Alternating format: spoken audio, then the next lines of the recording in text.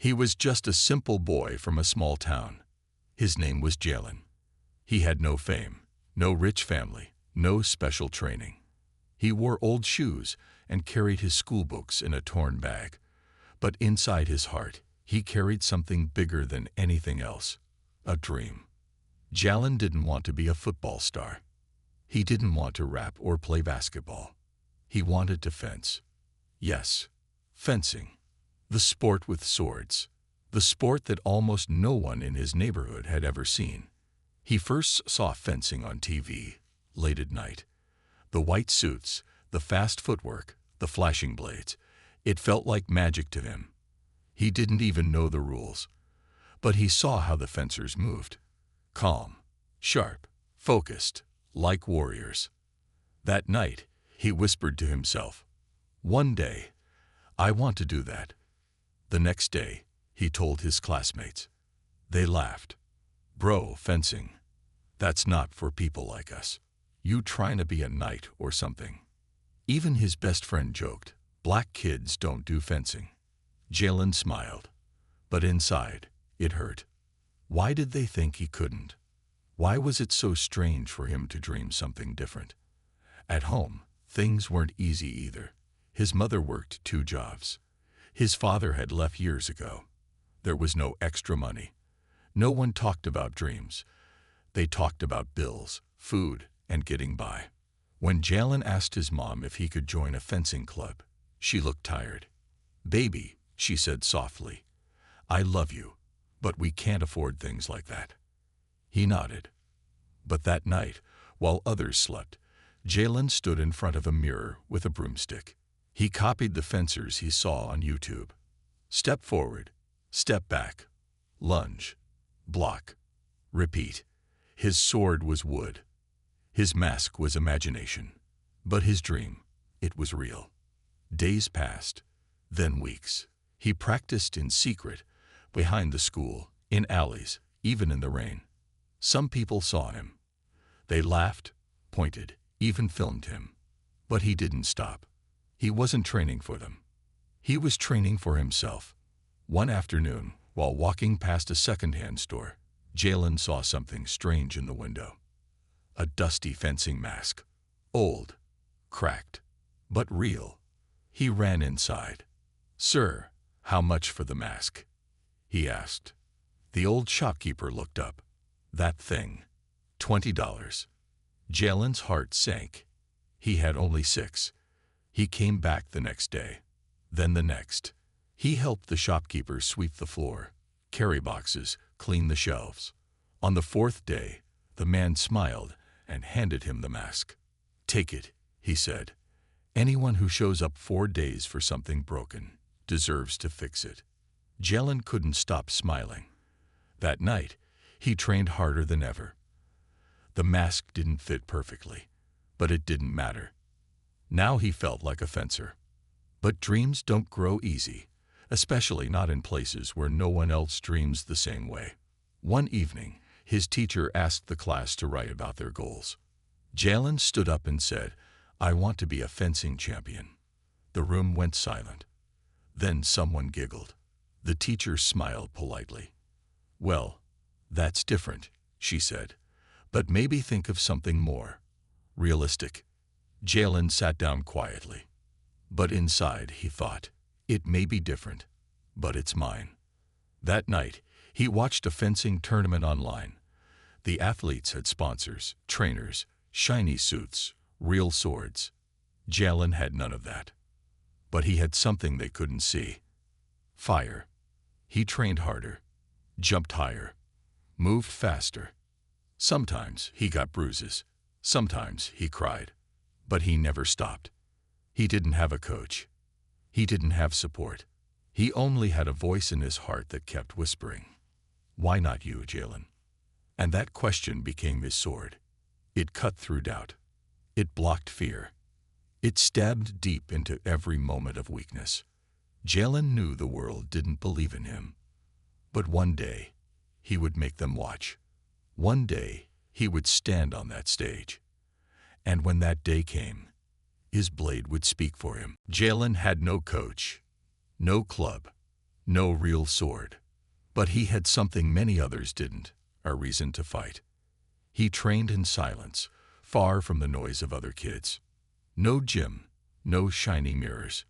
Just an empty alley, a cracked sidewalk, and the sound of his own breathing. Each day after school, he would rush home, drop his bag, grab the old fencing mask, and run to his secret spot, behind the abandoned warehouse. There, the wind was sharp, the space was small, but it was his arena. His sword was still just a metal pipe he found near a junkyard. It was bent in the middle and cold in his hands. But when he held it, he imagined it was real. He called it hope, because that's what it gave him. Sometimes he would pretend the broken fence near the wall was an opponent. He lunged, blocked, stepped back, attacked again and again, until his legs burned and his arms shook. He didn't count the hours. He counted the pain. Because pain meant he was growing. Other kids walked by, saw him moving like a sword fighter, and laughed. This dude's still playing ninja. Bro, you still doing that weird sword stuff. One day, a group of older boys came up and snatched the mask off his face. Why you wasting time with this? You think you gonna be in the Olympics or something? Jalen stared at them. He didn't say a word. He took the mask back, wiped the dirt off, and went back to training. His silence spoke louder than their noise. Later that night, his mother came home tired. She saw the bruises on his arms and the cuts on his fingers. Jalen, what are you doing to yourself? He looked down, ashamed. I'm training, Mama. One day, I'm going to be a real fencer. Her eyes were soft, but her voice was firm. I don't want you getting hurt. People out there, they don't always let boys like you through the door. He nodded, but deep down, he had already chosen.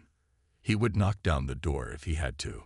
One morning, while scrolling online at the school library, Jalen found something that changed everything. A free fencing trial at a real club in the city. One day only. Open to all ages. He took a screenshot and ran all the way home. Mama, can I go to this? He asked, breathless. It's free, just one day. Please. His mom looked at the screen, then at his hopeful eyes. She sighed, tired but touched. If it means that much to you, we'll figure it out. They took the last bus out of town that Saturday. It was crowded and noisy, but to Jalen, it felt like a ride to destiny. When they reached the fencing center, his heart started racing. It was beautiful. Bright lights, smooth floors, people in white suits, real swords clashing, coaches yelling instructions. Everything he'd only seen on screens, now real. He stepped inside, holding his cracked mask and bent sword in a backpack. The front desk lady smiled kindly. You here for the free trial? Jalen nodded. She handed him a form. He wrote his name, Jalen Rivers. A tall man with a sharp jaw and clean white fencing gear walked up. I'm Coach Daniels, he said, looking at the group. He looked at Jalen last. All right, let's see what you've got. Everyone else had new gear, clean shoes, real fencing jackets. Jalen had none of that. He slipped on his old hoodie, pulled down the rusty mask, and walked to the line. Whispers started. Where's his gear? Is he serious? Look at his sword. Coach Daniels raised an eyebrow. What's that you've got? My practice blade, Jalen said softly. The coach paused, then nodded. Let's see how you move. Jalen stepped onto the strip. His hands shook. His heart pounded. The other boy, tall, fast, and confident, smiled like it would be easy. But when the whistle blew, Jalen moved. Fast, like he practiced 1,000 times. Step forward, block, retreat, counter-strike. He didn't have polish, but he had fire. The first hit landed on the other boy's chest. Gasps filled the room. Coach Daniels raised his eyes. Again. Second round. Jalen lunged, missed, recovered, blocked. He was fighting someone trained, but he wasn't losing. He lasted 5 rounds, tied 2-2. On the last round, he slipped. The other boy scored, but it didn't matter, because the crowd wasn't laughing anymore. Coach Daniels walked over, nodding slowly. "You trained before?" Jalen shook his head. "No, sir. Just watched videos." The coach stared at him. "That's not talent," he said. "That's hunger." Jalen didn't understand at first, but when he left that day, still holding his broken sword and rusty mask, he knew something had changed. He still had nothing. No suit, no shoes, no trainer. But now, someone had seen him, and that was enough to light a fire that couldn't be put out. After the free trial, Jalen didn't sleep for 2 days. Every time he closed his eyes, he saw it again. The long room, the sharp sound of swords clashing, the eyes of the crowd when he landed that first hit, and most of all, Coach Daniels' words. "That's not talent. That's hunger." No one had ever said something like that to him before. Not a teacher, not a neighbor, not even his own reflection. So now, Jalen had only one goal: to come back. Not just for one free class, but to train for real.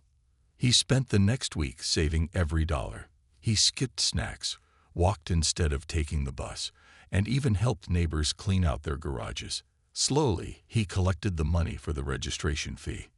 It wasn't easy, but nothing in his life ever had been. Finally, on a rainy Thursday afternoon, he stood outside the fencing center again. But this time, he wasn't just visiting. He was there to join. He wore his cleanest clothes and had his crumpled envelope of money in his hand. He walked in slowly, feeling the cold floor under his old shoes. Coach Daniels wasn't there this time. At the front desk sat a different man, older, glasses, neatly dressed, and typing something on a laptop. "Excuse me, sir," Jalen said softly. "I want to join the club." The man looked up. His eyes scanned Jalen quickly. His cheap hoodie, torn bag, worn sneakers. "You do," he said with a polite smile that didn't reach his eyes. "Yes, sir," Jalen said. "I came last week. I did the trial. Coach Daniels saw me. I have the fee." He held up the envelope proudly. The man took it, opened it, and began counting. "Mom," he said after a moment. "You're short." Jalen blinked, but the website said it was $75. "I have 75. The man nodded. "Yes, for the fee. But there's also the club membership, equipment rental, monthly costs." He looked at Jalen again. "You'd need at least another 200 just to get started." Jalen's heart dropped. He had nothing more. "I didn't know," he whispered. The man gave a soft sigh. "I'll be honest with you, son. Fencing is an expensive sport. It takes time, money, discipline." Jalen nodded slowly. "I have discipline, sir. I promise. I can train hard.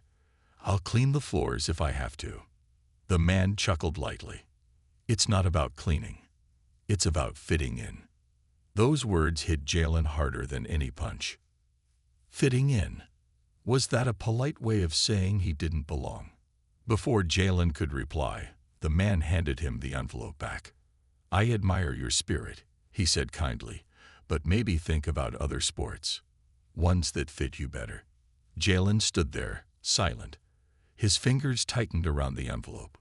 He wasn't crying. Not yet. But something was burning in his chest. He turned to leave, slowly walking toward the exit, when a voice called from the hallway. "Jalen?" It was Coach Daniels. He had just arrived, gym bag slung over his shoulder. He saw Jalen, then the man at the desk. "What's going on?" he asked. "I was just explaining the costs," the man said quickly. He didn't know about the full amount. Coach Daniels looked at Jalen. "You came back." Jalen nodded. "I wanted to join, but I don't have enough."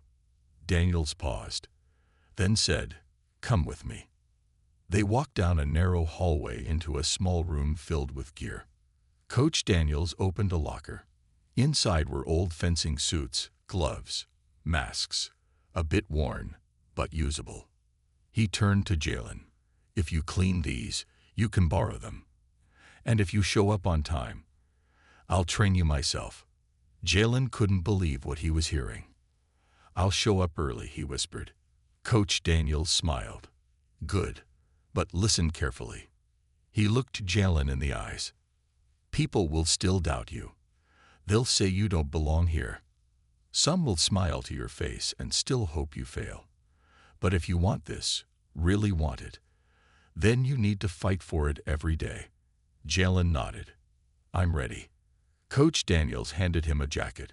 It smelled like old rubber and sweat. To Jalen, it smelled like a second chance. That evening, he trained with the beginners.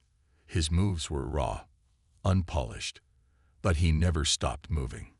He tripped, he got hit, he bled. But he kept getting up. And the coach watched him the whole time, silent, arms folded, eyes sharp. After practice, Daniels walked over. "Come back tomorrow." Jalen nodded. He walked home that night under the stars, gear in his bag, heart full. He had passed his first test. The first gatekeeper had tried to stop him. But now, a door had opened. It wasn't wide. It wasn't easy. But it was enough. Weeks passed, then a month. Every evening, Jalen showed up. Early, quiet, ready. While other kids chatted or played around, Jalen stood in the corner, putting on his old gear with care. The borrowed jacket hung loose. The mask still smelled of sweat. His gloves didn't match. But when he stepped onto the floor, something changed. He moved like he belonged. Coach Daniels noticed it. He watched Jalen train with focus, fail with dignity, and rise with fire. One night, after practice, Coach called him over. "There's a tournament next week," he said. "Here at the club. Small one. Just local kids, but it's official. I want you to enter." Jalen's heart jumped. "Me? Yes, you. It's time you fought for real." "But I've never." Daniels interrupted. "You've trained. You're ready. The only question is, do you believe it?" Jalen nodded slowly. "Yes, sir. I do." That whole week, he trained harder than ever. He studied videos, practiced footwork in his room, shadow fenced in front of the mirror until midnight. His mom noticed the change. "You okay, baby?" He smiled. "I'm more than okay. I have a duel." The day of the tournament arrived. The fencing club was packed. Students, parents, coaches. The sound of clashing blades echoed through the hall. Everyone wore clean white uniforms. Most had expensive bags, fresh shoes, and shiny swords. Jalen stood near the back, adjusting the strap on his old mask. Some kids looked at him, whispered. He heard bits of it. "Who let he in? Where's his coach? He's not going to last around." Jalen ignored them. He focused on his breathing. He remembered Coach Daniels' voice. "They'll doubt you. Let them. Your blade will speak." When the match list was posted, Jalen searched for his name. Jalen Rivers versus Carter Maddox. His heart sank. He had heard of Carter Maddox. Carter was a club star. Fast, tall, rich, trained for years. He had real sponsors, private lessons, even his own locker. Everyone said he would go to nationals next year. And now, Jalen had to fight him. Some kids gasped when they saw the matchup.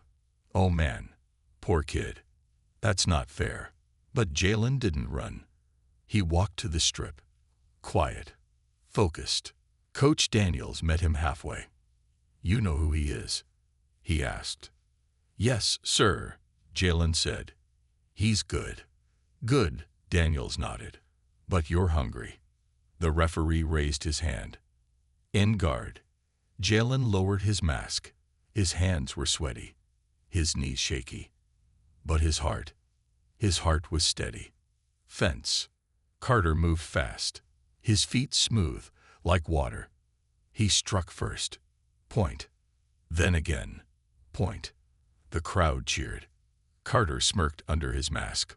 But Jalen didn't flinch. He adjusted his stance, remembered his footwork.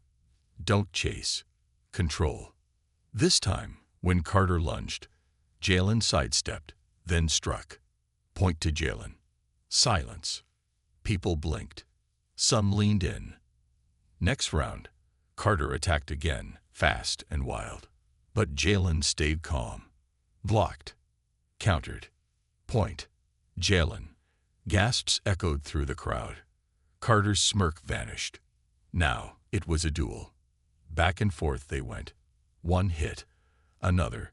Sweat pouring. Swords clashing. Jalen's arms ached. His legs burned. But every time Carter tried to break him, Jalen stood tall. 4-4. Last point. One touch left. The room went quiet. Even the coaches stopped talking. Jalen could hear his own heartbeat. He looked across the strip. Carter adjusted his mask. He was sweating now too. Ready? The ref asked. Jalen nodded. Fence. Carter lunged with speed. The move that always won. But Jalen had studied it. At the last second, he spun. A sidestep. A twist of the wrist. And struck. Point. Match. Jalen. For a moment, no one moved. Then the ref raised his hand. Victory. Jalen Rivers. A cheer started slowly, then grew. Some clapped. Some just stared. Carter lowered his mask, stunned. He didn't say a word. Coach Daniels walked up, a proud smile on his face. I told you, he said. Your blade would speak. Jalen took off his mask. He wasn't just a simple boy anymore. He was a fencer. And now, they all knew his name. The gym echoed with whispers for days after Jalen's win. He had done the unthinkable. Beaten Carter Maddox, the golden boy. He was the talk of the club, the name on every whisper. Some were impressed. Some were jealous. But most were watching, waiting. Not for him to rise higher, but for him to fall. Coach Daniels was proud. He called Jalen the quiet blade. Fast, calm, and always listening. But he also warned him, now that people see you, some will clap, others will claw. Jalen didn't understand at first. He thought winning would mean respect.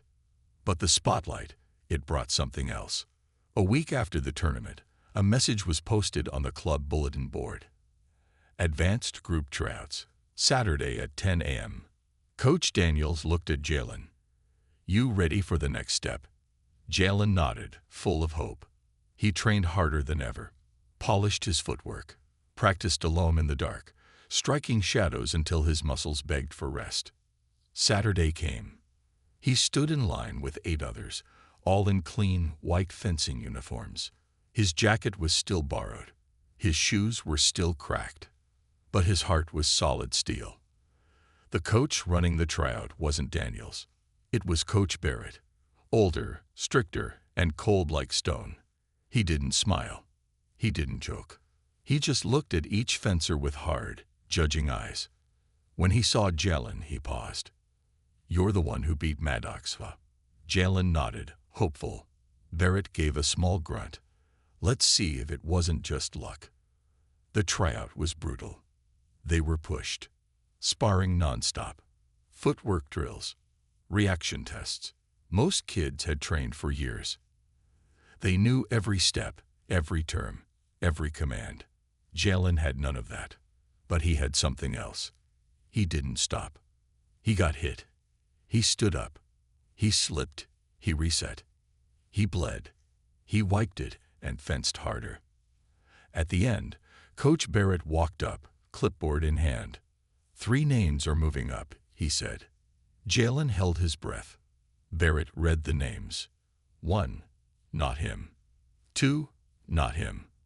3, not him. Jalen's heart sank. He walked up politely. Sir, may I ask, why not me? Barrett didn't look up. "You've got guts, kid. No doubt. Then what am I missing?" Barrett finally looked at him. Cold. Firm. "You're too raw. You don't have the polish. You don't have the background. And truth be told," he paused, "this club has a certain standard. A certain standard." Jalen understood. Not about skill. Not about hunger. Not even about fencing. About something else. He didn't belong in their little circle. Not yet. The next week, the other kids barely spoke to him. Some ignored him. Some laughed behind his back. Someone even left a note on his locker. "Stay in your lane, street boy." Jalen didn't show the note to Coach Daniels. He just kept showing up, training harder than before. But the fire inside him, it was changing. Now it wasn't just about proving himself. It was about surviving in a world that didn't want him to rise. One night, after practice, he sat on the bench alone. Daniels walked over. "You okay?" Jalen didn't look up. "Why does it feel worse after winning?" Daniels sat beside him. "Because the higher you go, the more people want to pull you down." Jalen stayed quiet. Daniels continued, "You don't just need skill to make it. You need skin like armor. Because the spotlight, it doesn't warm everyone." Jalen nodded. Slowly, he looked at his hands. Calloused, bruised, tired. "They don't want me in the advanced group," he said softly. Daniels looked at him. "Then we build our own ladder." The next morning, Jalen came in earlier than ever. He didn't train with the group. He trained alone, with Daniels, every day. Extra hours, sweat, pain, focus. The other kids saw it, and slowly the whispers changed. Why's he still here? Why does he work so hard? Why doesn't he give up? They didn't know the answer. But Jalen did. Because every time he picked up that sword, he wasn't just fighting an opponent. He was fighting every voice that told him he didn't belong. It had been months since Jalen stepped into the fencing club for the first time. He was no longer the nervous boy in borrowed gear. Now he moved with confidence, sharp, focused, disciplined. His footwork was quicker. His blade was smarter. His heart, still full of fire. But no matter how much he trained, he was still on the outside. He wasn't invited to the big tournaments. He wasn't listed on the featured fencers board. And Coach Barrett still treated him like he didn't exist. But Jalen kept going, every day. Until one cold Monday morning, something changed. Jalen walked into the club, wiping the frost from his gloves. Coach Daniels stood by the front desk, holding a small envelope. "Jalen," he said, his voice calm but serious, "this came for you." Jalen took the envelope. It had his name on it. No return address, just a golden stamp on the corner. He opened it slowly. His hand started shaking as he read. "Congratulations. You have been selected to attend the Capital City Youth Fencing Invitational. Limited entries. Elite level. Travel and training sponsored." He read it again. Then again. Coach Daniels raised an eyebrow. "Big one," he said. "That's where national scouts go." Jalen was silent. He had never even heard of this tournament. Why him? Who sent this? Daniels leaned in. "Someone noticed you. Someone watching from the shadows. And this invite." He paused. This could change everything. But not everyone was happy. When the other kids at the club found out, the room grew colder. Whispers started. "He doesn't deserve that. He's not even ranked. This has to be a mistake." Carter Maddox walked up to him that evening after practice. "Enjoy the attention while it lasts," he said. "They'll see through you soon enough." Jalen didn't reply. He didn't need to.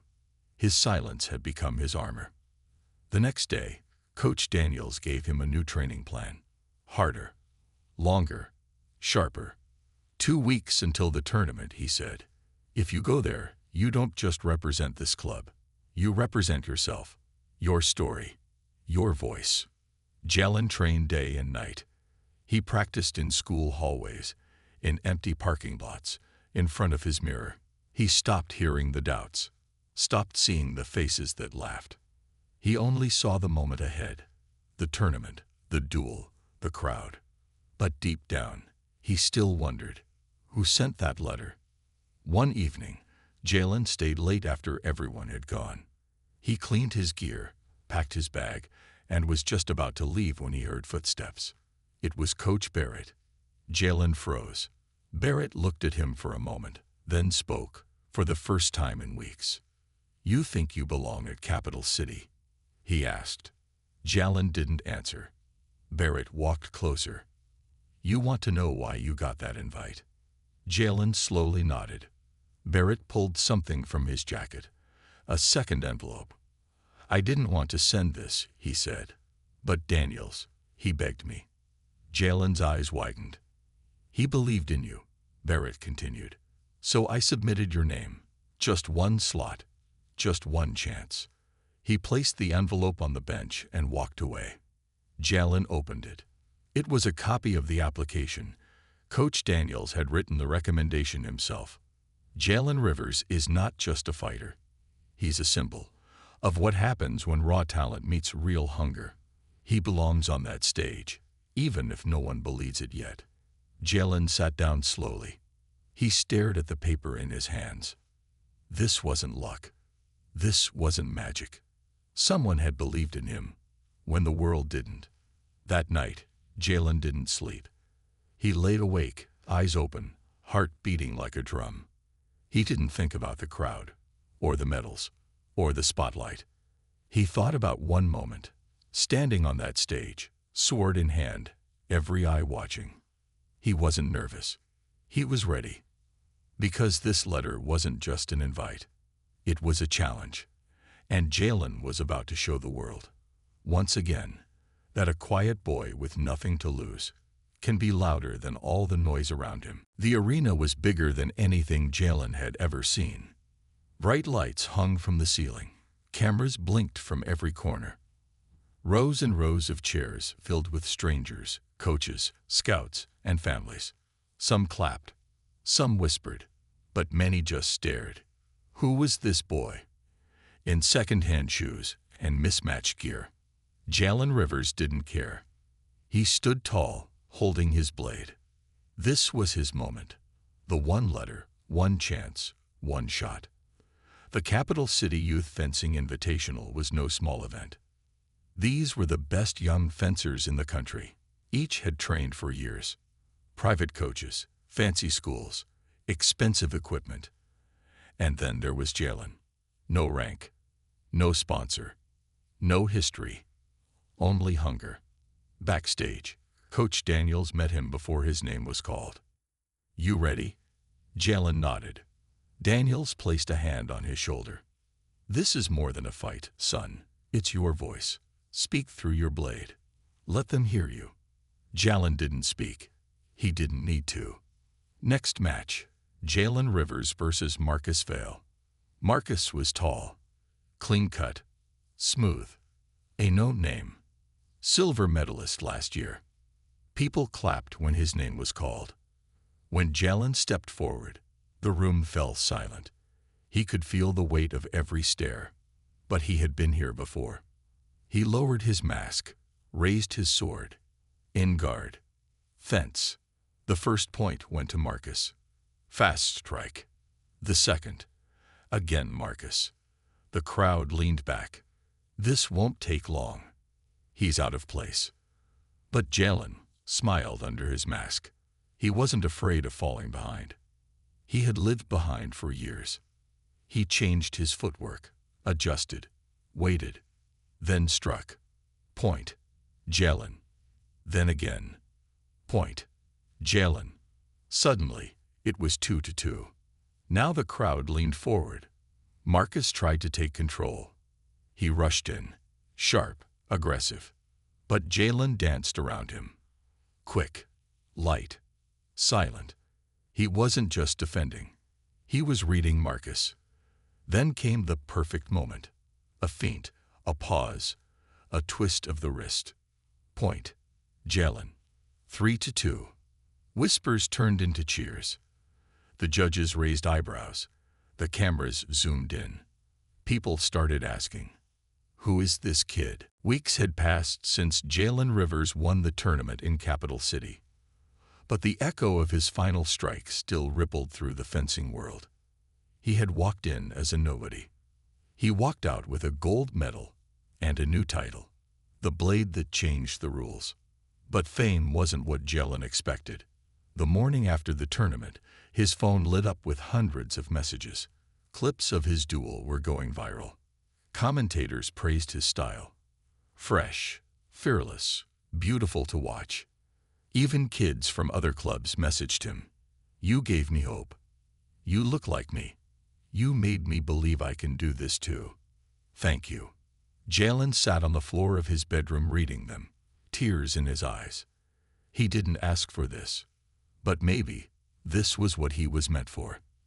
Then came the interviews, the sponsorship calls, the magazine covers, the new uniform, not borrowed, but made just for him, with his name stitched on the back. He even got invited to speak at schools. One day, he stood in front of a classroom full of kids, young, wide-eyed, curious. A little boy raised his hand. "Were you scared your first time?" Jalen smiled softly. "Yes," he said. "I was scared the whole time. But I didn't stop. Fear means you care. Fear means you're doing something big." But not everyone cheered. Some people still whispered that he didn't earn it, that it was a lucky break, that he was just a symbol, not a real champion. Jalen heard it. But this time, it didn't shake him, because he knew the truth. They saw his medal, but not his pain. They saw his victory, but not the nights he trained alone. They saw the moment, but not the journey. One day, he returned to the old fencing club. Same gym, same walls, but everything felt different. The bulletin board now had his picture on it, a quote beneath it: "Silence the doubt, speak with your blade." He stood there quietly, staring at it. Then, he heard a voice behind him. "Hey, are you Jalen?" He turned around. A young girl, maybe 10 or 11, stood holding a practice sword. Her hands were shaking. I don't think I belong here," she said. Jalen knelt down and looked her in the eyes. "Neither did I," he said. Then he smiled. "But I stayed anyway." From that day on, Jalen didn't just train. He started helping others. He volunteered, taught kids who couldn't afford lessons, brought broken gear from his own closet, started a small program called Blades for All. It wasn't about creating champions. It was about opening the door, the same door he once stood outside of, afraid to knock. Years later, Jalen stood on another stage, not a fencing strip, but a world championship podium. The flag rose behind him. The anthem played. Reporters asked, "How did you get here?" He didn't speak at first. Then he said, "Someone once told me, people like you don't belong on this stage." I didn't argue. I just let my blade answer for me. Final scene, for emotional closure. That night, after the ceremony, Jalen visited a quiet street in his hometown. He stood outside the old community center where he first watched fencing through the glass door. Now, kids were inside, laughing, sparring, training. One of them looked out the window and waved. Jalen waved back, smiling, because the boy who was once left out had become the man who held the door open for everyone.